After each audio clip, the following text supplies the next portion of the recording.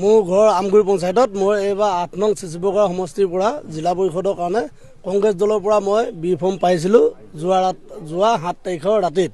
মোক ভাস্কৰ দুৱৰা আমাৰ জিলা সভাপতি নিজে ঘৰত আহি মোক মা দেউতা সাক্ষাতত দিছিলে আৰু PSC কমিটিত অলৰেডি মোৰ 100% টিকট মানে গোটেইখিনি মোক ছাপোৰ্ট কৰিছিলে, সমৰ্থন কৰিছিলে আৰু সমৰ্থন কৰাৰ পাছতে যেতিয়া মোক তেওঁ বি ফৰ্মটো ঘৰত আহি দিলে তাৰপাছতে তাৰ আগতে তেখেতে মোক 2 লাখ টকাত চুক্তি কৰিছিলে, 2 লাখ টকা তই দিব লাগিব। তেওঁ যিদিনাখন দিল্লী গৈছিলে মিটিঙৰ কাৰণে 4 তাৰিখৰ মিটিঙৰ কাৰণে সেইদিনাখন ৰাতিতে মোক তেওঁ এটা স্কেনাৰ দিছিলে পৰশুৰাম বুলি কৈ। সেই স্কেনাৰত মই নেক্সট দিনাখন 50,000 টকা ভৰাইছিলোঁ আৰু যোৱা 6 তাৰিখৰ দিনাখন যিখন স্বাগত হোটেলত আমাৰ কাৰ্যকৰী বৈঠক আছিলে সেইদিনাখন মই 1.5 লাখ টকা তেওঁক কেছ দিছোঁ আৰু সেইটো প্ৰায় 3 এটা দিব মানে 3 লাখ টকা দিলে হেৰি মানে টিকটটো দিব সেই তেনেকুৱা লেনদেন। এতিয়া কিয় কাৰণে বঞ্চিত কৰিব বিচাৰিছে নাজানো। মোক তেওঁ টিকটটো দিলে, দিয়াৰ পাছত প্ৰায় 2-3 দিন তেখেতে মোৰ পৰা টিকটটো কাঢ়ি ল'বলৈ ঘূৰিছিলে আৰু পাছত গম পাইছোঁ তেওঁ এটা বৃহৎ লেনদেন প্ৰায় 15-20 লাখৰ লেনদেন নতুনকৈ অহা ল'ৰাজন এই আচু ল'ৰাজনৰ লগত কৰিছে। কৰি মেলি আজি যোৱা ৰাতি তেওঁ প্ৰায় 8টা-8:30 বজাত সেই ল'ৰাজনক নতুনকৈ এখন বি ফৰ্ম তেওঁ ঘৰৰ পৰা ইছ্যু কৰি দিছে। যোৱাকালি মই নমিছে যে এওঁ চাপোতা এওঁ হাতত মোক বুজিলে ইমান টকা দিম বুলি অফাৰ কৰিছিলে, এখেতৰ পৰা সুধি লওক। মই জনামতে মানে গোটেই বিষয়টোত আমাৰ কংগ্ৰেছ আমাৰ দলত মানে পইচা পাতি লেনদেন হোৱাটো খাটাং।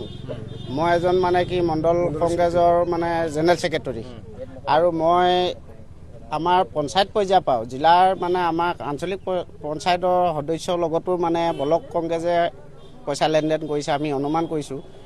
আৰু এতিয়া জিলা পৰিষদৰ সংক্ৰান্তত যোৱাকালি মোকে জনাইছে তেওঁলোকে, কিন্তু কিমান টকা লেনদেন হৈছে নাজানো, কিন্তু স্পষ্ট কথা যে পইচা পাতি তাতে লেনদেন কৰি, কাৰণ এজনক টিকেট দিয়াৰ পিছত হঠাৎ আকৌ আন এজনক দিয়াটো তাত কি বুজায়, তাৰমানে তাতে পইচা পাতি লেনদেন আছে এই কথাটো মোকো অৱগত কৰিছে মই জানো। কিন্তু কিমান টকা কি কথা নহয় সেইটো বহা কথাটো কৈছে, তেওঁলোকে মিলাবলৈ কৈছে, দলৰ স্বাৰ্থতে কৈছিলে বা খৰচা পাতি দি দিম বুলি কৈছিলে, কিন্তু তেওঁলোকে মানে সেই কথাটো মোক জনাইছিলে। কিন্তু এইটো কাৰণে আমি এটা কথাই বিচাৰোঁ, আমি আগতে কৈছোঁ আজি যিজন মানে ছাত্ৰ নেতা তেওঁ আহিছে, তেওঁক এটা কথা দিয়া হৈছে, নিশ্চয় দলৰ মানুহে দিছে, সেইজনক আমি নদোখোঁ। কিন্তু আমি দলৰ আমাৰ যিসকল বিষয়ববীয়া আছে APCC সভাপতিকে ধৰি আপোনাৰ ভাস্কৰ দুৱৰা আৰু ব্লক পৰ্যায়ৰ যিবিলাক আমাৰ নেতা আছে তেওঁলোকে নিশ্চয় গণ্ডগোল কৰিছে।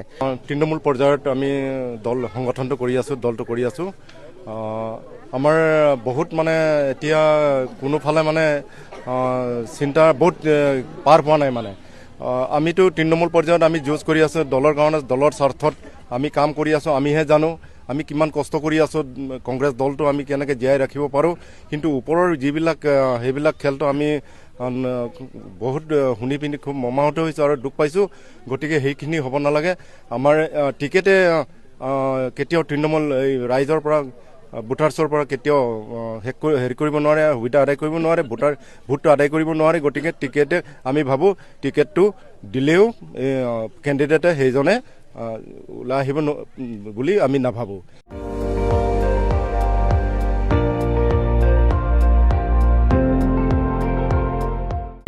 আপুনি চাই আছে ND24, সৰ্বশ্ৰেষ্ঠ নহয় সৰ্বোত্তমৰ দৌৰ।